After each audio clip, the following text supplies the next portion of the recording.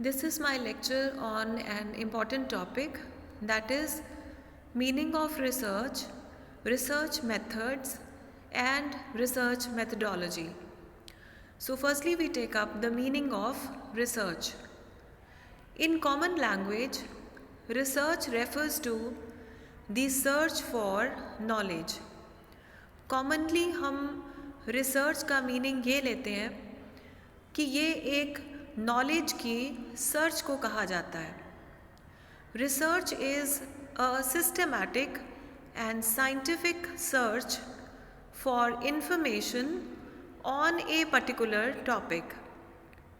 किसी particular topic के बारे में इंफॉर्मेशन गैदर करने के लिए एक सिस्टमैटिक और साइंटिफिक तरीके से अगर सर्च की जाए तो इस प्रोसेस को रिसर्च कहा जाएगा. Redman and Mory define research as a systematized effort to gain new knowledge. Redman and Mory ने रिसर्च की ये डेफिनेशन दी है कि रिसर्च नई नॉलेज को गेन करने के लिए एक सिस्टमैटिक एफर्ट को कहा जाता है. In technical terms, Clifford Woody has defined research as defining and redefining problem, formulating hypothesis, collection of data, organizing, evaluating and analysis of data, interpretation of data, drawing conclusions and finally applying a test to determine if the conclusions fit the formulating hypothesis.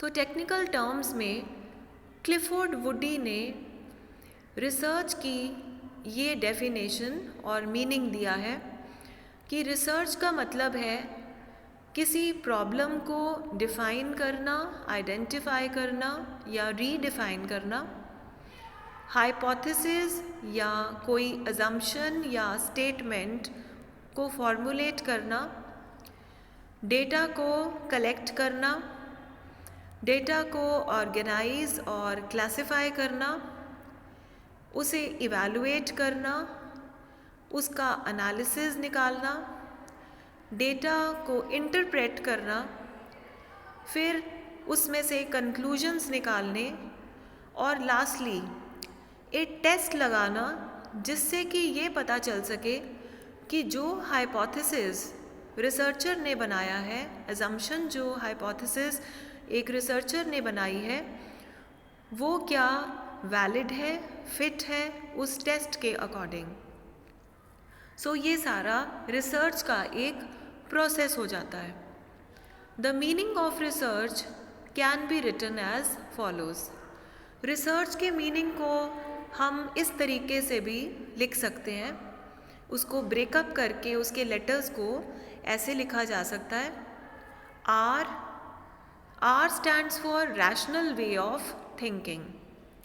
E, it stands for expert or exhaustive study, that is detailed study.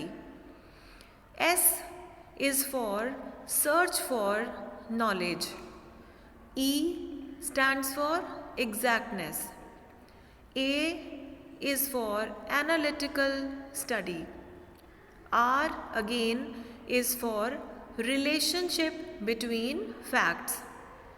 Then C stands for constructive attitude. Then H is for honesty.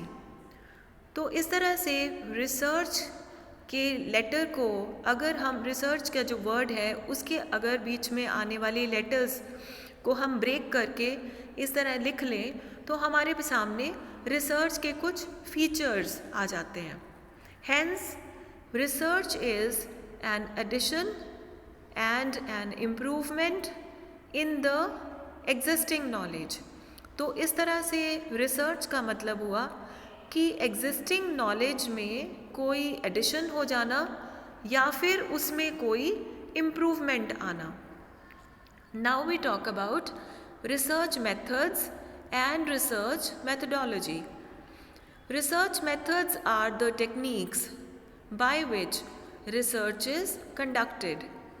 तो वो सारे methods जिनके साथ की वो सारे techniques जिनके साथ की रिसर्च को पूरा किया जाता है, कंडक्ट किया जाता है, उसे कहा जाता है रिसर्च मेथड्स.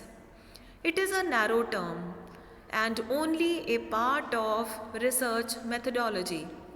Research methods सिर्फ एक नैरो या स्मॉल टर्म है और ये रिसर्च मेथडोलॉजी का एक इम्पॉर्टेंट पार्ट बन जाता है. Now, research methodology. It is a wider term and it consists of research methods and also the logic for applying a particular research technique. तो रिसर्च मेथडोलॉजी एक वाइड, एक broad term है जिसके बीच में research methods included होते हैं और साथ ही में रिसर्च मेथडोलॉजी में एक लॉजिक भी होता है कि हम कोई पर्टिकुलर रिसर्च टेक्निक या मेथड को क्यों अप्लाई कर रहे हैं. It explains as to why one research method has been adopted in a particular study and why others have been eliminated.